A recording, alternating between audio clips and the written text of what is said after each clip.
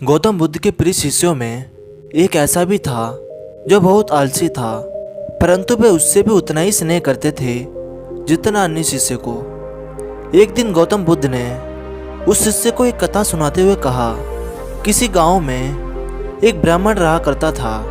वह बहुत ही अच्छा इंसान था, लेकिन उसके अंदर एक बहुत ही खराब आदत थी, काम को टालने की। वह हमेशा ही आज के काम को कल पर टालता रहता था।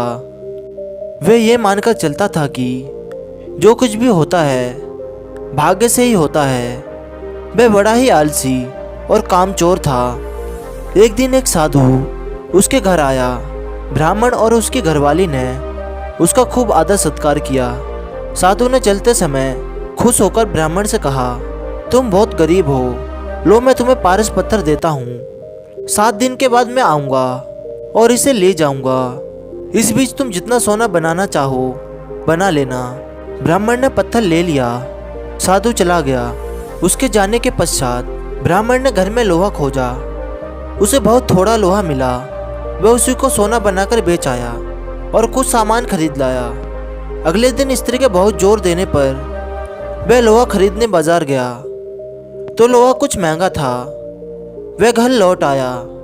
2-3 दिन बाद फिर वह बाजार गया तो पता चला कि लोहा पहले से भी ज़्यादा महंगा हो गया है। कोई बात नहीं, उसने सोचा 1-2 दिन में भाव जरूर नीचे आ जाएगा, तभी खरीदेंगे।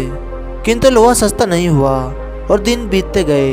8वें दिन साधु आया और उसने अपने पत्थर मांगा तो ब्राह्मण ने कहा, महाराज मेरा तो सारा समय यूं ही निकल गया, अभी तो मैंने कुछ भी सोना नहीं बना पाया।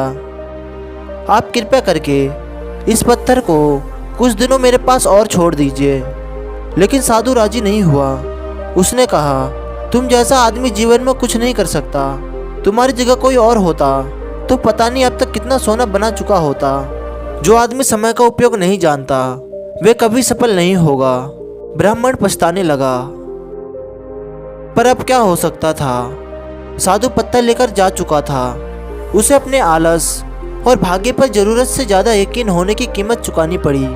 इसलिए कहा जाता है कि आलसी मनुष्य के शरीर का सबसे बड़ा शत्रु है। शिष्य अब बुद्ध के कहने का तात्पर्य समझ चुका था।